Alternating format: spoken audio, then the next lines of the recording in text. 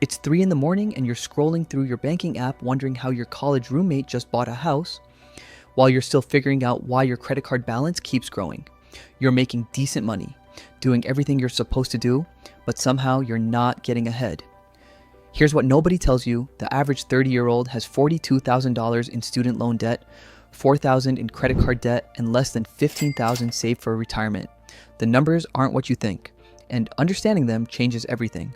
My name is Ivan, and I help people understand money, personal finance, and building wealth.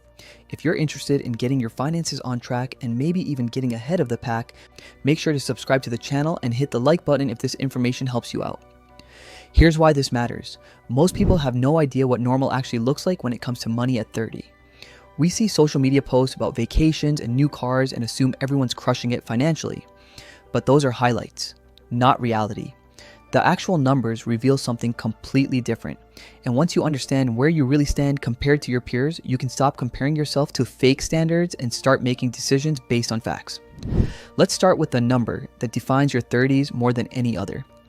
Student loan debt. The average 30-year-old is carrying $42,000 in student loans. Not the amount they borrowed, the amount they still owe after years of payments. Let me make this concrete. $42,000 at 6% interest on a 10-year repayment plan means monthly payments of $467 every single month for 10 years.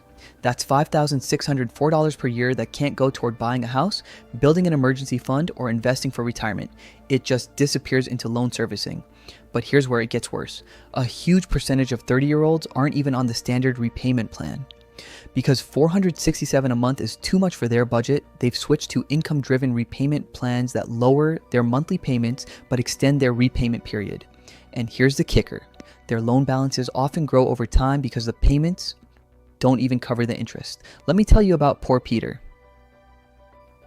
He's 31, works as a software engineer making $75,000 a year. Sounds good, right? But Peter has $65,000 in student loans from grad school. When he graduated, he chose an income-driven repayment plan because the standard payment seemed overwhelming. His monthly payment was $420. Felt manageable, but here's what happened over 3 years. Despite making every payment on time, Peter's loan balance grew from $65,000 to $68,500. His payments weren't even covering the interest.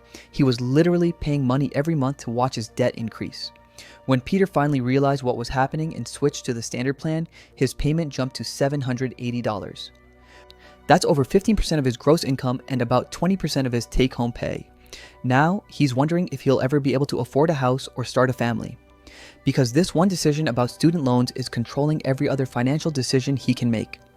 The psychological impact of this cannot be overstated. Imagine doing everything right, making your payments, being responsible, and watching your debt grow anyway. That's the reality for millions of 30-year-olds. Now, let's shift to credit card debt because this tells a different but equally important story. The average 30-year-old is carrying over $4,000 in credit card debt. $4,000 might not sound catastrophic compared to student loans, but credit card debt operates completely differently. We're talking about interest rates averaging 22% annually. Here's the math. $4,000 at 22% costs you $880 per year just in interest, not paying down the balance, just interest. And if you're only making minimum payments, you'll be paying off that debt for over 15 years and you'll pay more than double the original amount. But here's what nobody talks about. This isn't debt from buying designer handbags or taking luxury vacations. This is debt from the gap between what 30-year-olds earn and what it actually costs to live. Let me introduce you to Rich Richard. Or actually, let's call her Sarah because this is her real situation. Sarah is 30, works in marketing, earns $58,000 annually, right at the national average for her age. She has $35,000 in student loans with a monthly payment of $380, and she carries $3,800 in credit card debt. Before you judge Sarah as financially irresponsible, here's how she accumulated that debt. $1,500 came from her car transmission failing 6 months after her warranty expired. $800 from medical expenses when she had to go to urgent care twice in 1 year with her high deductible health plan. The remaining $1,500 represents what financial experts call lifestyle inflation, but what Sarah calls trying to maintain her sanity, replacing a laptop that crashed during a work presentation, occasionally buying groceries without checking her bank balance first, sometimes ordering takeout after a 10-hour workday. Sarah's minimum credit card payment is $120 monthly. But here's where the math gets brutal. At 22% interest, if Sarah only makes minimum payments, she'll pay off this debt in 18 years and pay more than $8,000 total for that transmission repair and those urgent care visits. The real problem isn't that Sarah is irresponsible. The problem is she's spending 38% of her take-home pay on rent, 15% on her car payment and insurance, 10% on student loans and credit card payments combined. She has no room to build an emergency fund, which means the next unexpected expense goes on a credit card too. And the cycle continues. Quick sanity check. If you're a 30-year-old with less than $4,000 in credit card debt, you're doing better than average. If you're carrying zero balance and paying your cards in full every month, you're in the top tier of your age group financially. Now, let's talk about housing, because this is where 30-year-olds today face the most dramatic departure from previous generations. The home ownership rate for adults under 35 has dropped to 37%. That means nearly 2/3 of 30-year-olds are still renting, not by choice, because home ownership has become mathematically impossible. The average home price in America is now over $500,000. To put 20% down and avoid private mortgage insurance, you need $100,000. Most 30-year-olds don't have $100,000 in their checking account, let alone available for a down payment, but it gets worse. Even if you scrape together that down payment, the monthly payment on a $500,000 house with 20% down at 6.7% interest is about $2,400, not including property taxes, insurance, and maintenance, $2,400 monthly. Remember Sarah earning $58,000, her take-home pay after taxes is about $3,800 monthly. A $2,400 mortgage would consume 63% of her entire income. Financial experts recommend spending no more than 28% of gross income on housing. For Sarah, that's about $1,350 monthly. This is why so many 30-year-olds are paying $1,800 to $2,000 in rent, spending 40 to 50% of their income on housing because those are the only options available.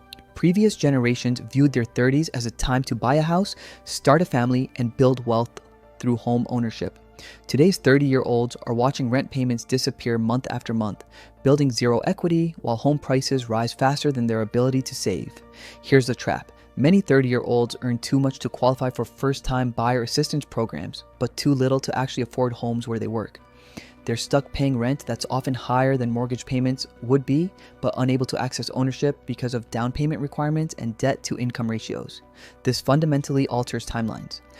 People delay marriage because combining two sets of student loan payments doesn't improve debt-to-income ratios.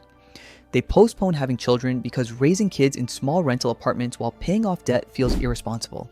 They watch peers in lower-cost areas buy houses while feeling trapped in expensive cities where their careers exist, but home ownership remains a fantasy. Now, here's perhaps the most shocking statistic. It's not about debt, it's about savings. According to financial experts, 30-year-olds should have the equivalent of their annual salary saved by age 30. If you're making $60,000, you should have $60,000 in savings and investments. Ready for the reality check? Only 14% of Americans have at least $100,000 in savings. More than half of all Americans can't cover an unexpected $1,000 expense without going into debt. Let me repeat that. More than half cannot handle a $1,000 emergency without borrowing money. Not a major medical crisis, just new tires or a broken laptop. The median savings balance for Americans is $62,400, but that includes people of all ages, including those nearing retirement. When you break it down by age group, most 30-year-olds have savings balances that financial advisors would describe as dangerously inadequate. But here's what nobody talks about. The advice to have a year's salary saved by 30 assumes you could save consistently throughout your 20s. It assumes you weren't dealing with entry-level salaries of $30,000 to $40,000 while paying $600 monthly in student loans and $1,200 in rent. When exactly were you supposed to accumulate this magical year's salary in savings? It's like telling someone to run a marathon while carrying a 50-pound backpack and wondering why they're not setting speed records. Let's talk about retirement, because this is where the disconnect between expectations and reality becomes most apparent. According to Fidelity, 30-year-olds should have a full year's salary in their retirement account. If you earn $60,000, you should have $60,000 in your retirement account. The reality, the average retirement account balance for people in their 30s is around $14,000. $14,000 to fund potentially 40 years of retirement. Using the 4% withdrawal rule, that $14,000 would generate $560 annually in retirement income. That's $46 per month. $46 monthly wouldn't cover a cell phone bill, let alone housing, food, healthcare, and staying alive. Here's the gap. Financial planning websites suggest 30-year-olds should save $800 monthly toward retirement alone, not counting emergency funds or other savings goals. $800 monthly for someone earning the median $58,000 represents about 25% of take-home pay after taxes. Meanwhile, in reality, that same person is spending 38% of income on rent, 10% on student loans, and trying to maintain a life that doesn't involve exclusively eating ramen in a studio apartment. The idea of having $800 left over for savings exists in the same fantasy realm as unicorns and affordable healthcare. This creates what I call the financial advice paradox. Every article and podcast tells 30-year-olds they should save more, invest aggressively, and build wealth. But the actual constraints they face make following this advice practically impossible without sacrifices that would damage their careers, relationships, or mental health. Poor Peter follows all the advice. He tries to save $800 monthly, but between his student loan payment of $780, rent of $1,900, car payment of $400, and basic survival expenses, he's left with maybe $200 at the end of each month. He feels like he's failing because he can't hit the $800 target, but the math was never in his favor. Rich Richard takes a different approach. He accepts that he can't save $800 monthly right now. Instead, he focuses on three things. 1, never carrying a credit card balance. 2, saving whatever he can even if it's just $150 monthly. 3, keeping his fixed expenses as low as possible so he has flexibility when his income grows.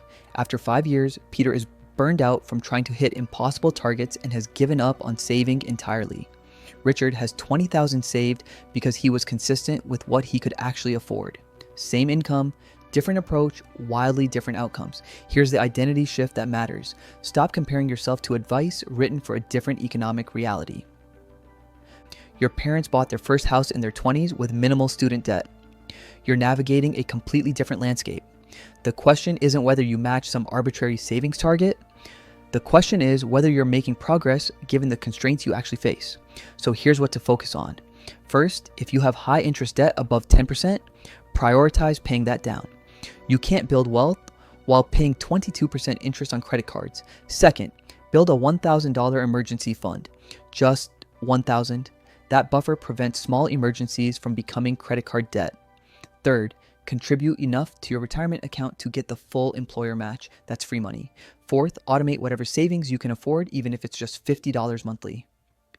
In a house, the average 30-year-old has $42,000 in student loans, $4,000 in credit card debt, pays 40% of income for housing, and has $14,000 saved for retirement.